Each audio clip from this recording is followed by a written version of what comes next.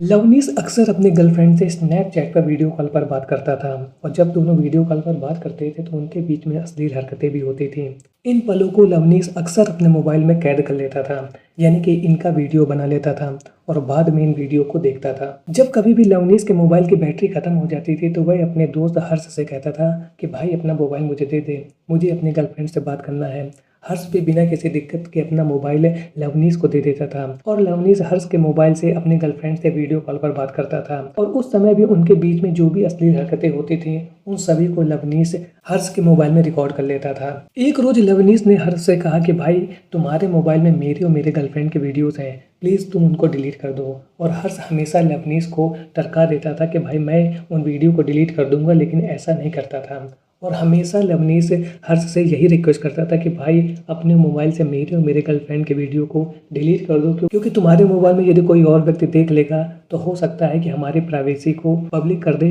और इससे मेरी और मेरी गर्लफ्रेंड की बहुत बेइज्जती होगी। लेकिन हर्ष हर बार लवनीश की बातों को नज़रअंदाज कर देता था और उन वीडियो को अपने मोबाइल से डिलीट नहीं करता था और हर्ष का यही कैजुअल एटीट्यूड, यही नज़रअंदाज करने वाली आदत आगे चल करके उसकी लाइफ में बहुत बड़ा कांड करने वाली थी। ऑलराइट गाइस, स्वागत है आप सबका इस चैनल के एक और नई क्राइम स्टोरी में। आज के क्राइम स्टोरी में आप देखने वाले हैं कि कैसे एक दोस्त ने अपने ही दोस्त को बहुत बड़ी सजा दी जब उसने उसकी बात नहीं मानी और वह लगातार उससे रिक्वेस्ट कर रहा था कि भाई तुम इस गलती को बार बार मत दोहराओ, मैं जो कुछ भी कह रहा हूँ तुम उसको मान लो और अपने मोबाइल से इन वीडियो को डिलीट कर दो। लेकिन जब उसके दोस्त ने उसकी बात को नहीं माना तो इसके बाद स्टोरी में आगे चल के ऐसा हुआ कि जिसको सुनने के बाद आपके रोंगटे खड़े हो जाएंगे। तो आज का वीडियो होने वाला है बहुत इंटरेस्टिंग। यदि वीडियो पसंद आए तो वीडियो को लाइक और चैनल को सब्सक्राइब जरूर कर लें, क्योंकि ऐसे ही इंटरेस्टिंग वीडियो मैं हर रोज रात 9 बजे आप लोगों के लिए लाता रहता हूँ। तो चलिए वीडियो को शुरू करते हैं। कहानी की शुरुआत होती है उत्तर प्रदेश के बिजनौर से। लवनीश और हर्ष बहुत ही जिगरी दोस्त हैं, दोनों स्कूल में साथ में पढ़े बड़े हैं, दोनों अक्सर साथ में घूमने फिरने भी जाते हैं, पार्टी भी साथ भी एंजॉय करते हैं। यानी कि कुल मिलाकर के आप ये कह सकते हैं कि जहाँ पर भी हर्ष जाता है वहाँ पर लवनीश जाता है और जहाँ पर लवनीश है वहाँ पर हर्ष है और दोनों एक साथ ही लगभग सभी काम को करते हैं और उनके बीच में पैसों का भी आदान प्रदान होता रहता है। जब भी लवनीश को पैसों की ज़रूरत होती है तो वो हर्ष से मांग लेता है और जब भी हर्ष को पैसे की ज़रूरत होती है तो वो लवनीश के ले लेता है। यानी कि हम यह कह सकते हैं कि दोनों एक परफेक्ट दोस्त हैं और हमेशा एक दूसरे के काम आते हैं। लवनीश अक्सर अपने गर्लफ्रेंड से वीडियो कॉल पर बात करता रहता है और जिसकी वजह से उसके मोबाइल की जो बैटरी है वो ड्रेन हो जाती है। यह सब काम वो अपने घर पर नहीं करता है और घर से दूर जाके करता है, जिससे उसके परिवार वालों को उसके और उसकी गर्लफ्रेंड के साथ जो रिलेशन है उसके बारे में पता ना चले, क्योंकि यदि परिवार वाले जान जाएंगे तो कहीं ना कहीं वो उसको डांटेंगे। इस वजह से लवनीश घर से दूर जा करके सुनसान इलाकों में अपनी गर्लफ्रेंड से वीडियो कॉल पर बात करता है और जब वो दोनों आपस में बात करते हैं तो उनके बीच में अश्लील हरकतें भी होती हैं और जिसका वीडियो लवनीश अक्सर अपने मोबाइल में बना लेता है। एक रोज ऐसा ही करते समय लवनीश के मोबाइल की बैटरी ड्रेन हो जाती है और वह अपने दोस्त से कहता है कि भाई अपना मोबाइल मुझे दे दो, मुझे अपनी गर्लफ्रेंड से बात करना है। और इसके बाद हर्ष अपना मोबाइल लवनीश को दे देता है। लवनीश बिना किसी दिक्कत के, क्योंकि उसको हर्ष के ऊपर बहुत विश्वास था, वह हर्ष के मोबाइल से अपनी गर्लफ्रेंड को कॉल करता है और उससे वीडियो कॉल पर बातचीत करना शुरू कर देता है और इसके बाद में उनके बीच में अश्लील हरकतें भी होती हैं, जिसका वीडियो वह बनाता है और हर्ष के मोबाइल में सेव कर देता है। कुछ समय के बाद लवनीश हर्ष के मोबाइल को वापस कर देता है, लेकिन जो वीडियो उसने मोबाइल में सेव किया था उसको डिलीट करना भूल जाता है और इसके बाद वह उस मोबाइल को हर्ष को वापस कर देता है। कुछ दिन के बाद जब लवनीश को यह याद आता है कि अरे मेरा और मेरी गर्लफ्रेंड का जो वीडियो था मैंने तो हर्ष के मोबाइल में बना के रख दिया था, अब मैं उससे बोल देता हूँ कि वो उसको डिलीट कर दे, क्योंकि यदि हर्ष का मोबाइल किसी और के हाथों में लग जाएगा तो मेरी और मेरी जो गर्लफ्रेंड की प्राइवेसी है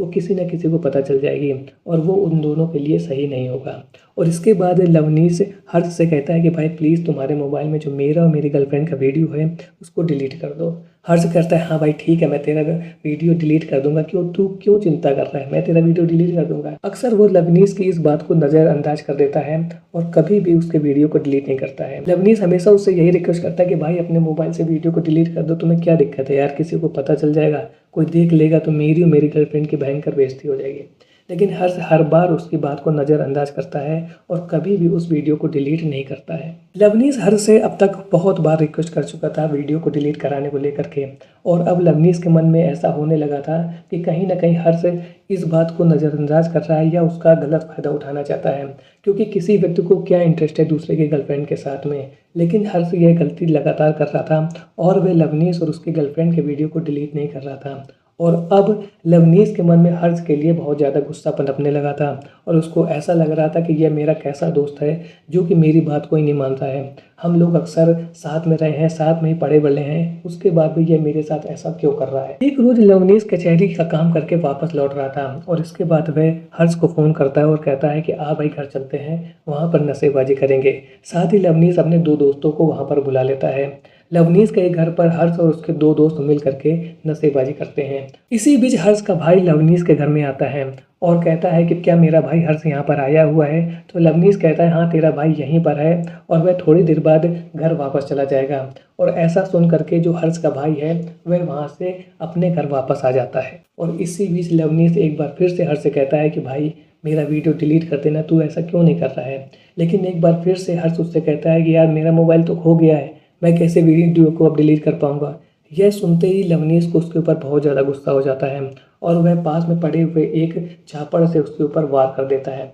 और इसके बाद जो उसके दो दोस्त साथ में बैठे होते हैं वो हर्ष को पकड़ लेते हैं और उसके बाद उसको खूब मारते हैं, खूब शारीरिक प्रताड़ना देते हैं, और जिसकी वजह से कुछ देर के बाद ही हर्ष की डेथ हो जाती है। नशेबाजी में लवनीश और उसके दो दोस्तों ने इतना बड़ा कांड कर दिया था जिसकी वजह से हर्ष अब इस दुनिया में नहीं था। और इसके बाद जैसे ही हर्ष की डेथ हो जाती है लवनीश अपने मामा जी को फ़ोन करता है और उनको पूरी बात बता देता है। इसके बाद लवनीश के मामा वहाँ पर आते हैं और हर्ष के बॉडी को एक जूट के बैग में बंद करके भूसे में दबा करके वहां से भाग जाते हैं। देर शाम तक जब हर्ष अपने घर वापस नहीं जाता है तो हर्ष के परिवार वालों को उसकी चिंता होती है, और इसके बाद एक बार फिर से हर्ष का भाई लवनीश के घर में आता है और वहां पर देखता है कि वहां पर तो बिल्कुल सुनसान पड़ा हुआ था, वहां पर कुछ भी नहीं था। तो इसके बाद वो पुलिस स्टेशन पहुंचता है और बोलता है कि मेरा भाई अपने दोस्त के यहाँ गया था, मैं उससे जाकर के मिला भी था और उसने कहा था कि मैं कुछ देर बाद घर वापस आ जाऊंगा, लेकिन अब देर शाम हो गई है, वो वापस नहीं आया है। और मैं उनके घर भी गया था तो वहाँ पर भी बिल्कुल सन्नाटा पसरा हुआ था।